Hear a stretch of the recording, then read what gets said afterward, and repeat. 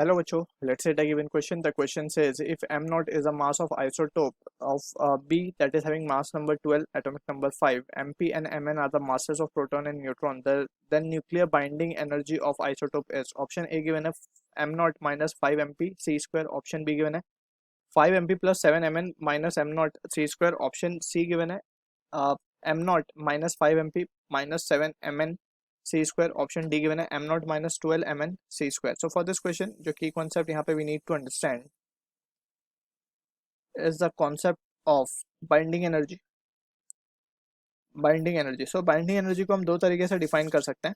When nucleons combine to form a nucleus, so जो amount of energy release होती है उसे हम कहते हैं binding energy. Let's say for example, हमारे पास कुछ nucleons है, they are getting combined and they are forming a nucleus. ठीक है, and an amount of energy is been released. ये जो अमाउंट ऑफ एनर्जी रिलीज होगी that is the difference between the masses of this two reactant and product. ठीक है ना. तो यहाँ से ही आइंस्टाइन का जो मास एनर्जी रिलेशन हम पढ़ते हैं that comes into picture. That is we can write binding energy can be written as delta M C square. ठीक है, एंड डेल्टा एम क्या होता है basically, it is nothing but the mass of reactant minus the mass of product and that will be into C square. ये mass defect होता है, जितना भी रिएक्टेंट और प्रोडक्ट में मास का डिफरेंस होगा उतनी ही एनर्जी इक्विवेलेंट रिलीज होती है. ठीक है, सो यहाँ पे हम क्या देख सकते हैं, हमें बोला गया M naught is the mass of isotope this boron that is having mass number 5 12 atomic number 5. M M N are the masses of proton and neutron. तो यहाँ पे अगर हम देखें ध्यान से तो हम इसका रिएक्शन अगर लिखना चाहें, if M naught is the mass of isotope, ठीक है, तो यानी कि प्रोटॉन प्लस न्यूट्रॉन ये क्या होंगे बेसिकली, इसको इस तरीके से लिखते हैं, प्रोटॉन प्लस न्यूट्रॉन मिल करके फॉर्म कर रहे होंगे, they are together called nucleons, right, जो हमने की कंसेप्ट में डिस्कस किया. They are forming boron. अब बोरॉन का मास नंबर है 12, एटॉमिक नंबर है 5. ठीक है, तो यहाँ पे कितने ऐसे प्रोटॉन और न्यूट्रॉन होंगे that we need to answer as per the question given. अब हमें मास डिफेक्ट निकालना है बेसिकली, इन दोनों में हमें क्या निकालना है, मास डिफेक्ट निकालना है.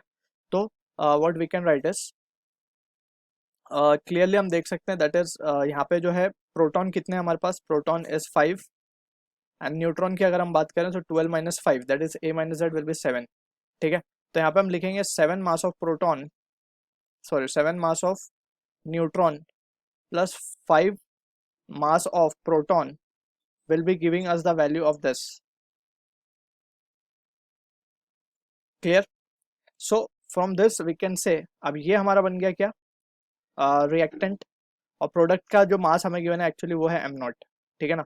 अब इन दोनों का हमें क्या लेना होगा, जस्ट डिफरेंस. तो रिएक्टेंट हमारा है 7 mn, 7 mn minus 5 mp minus, sorry ये प्लस होगा और ये माइनस आएगा m नॉट.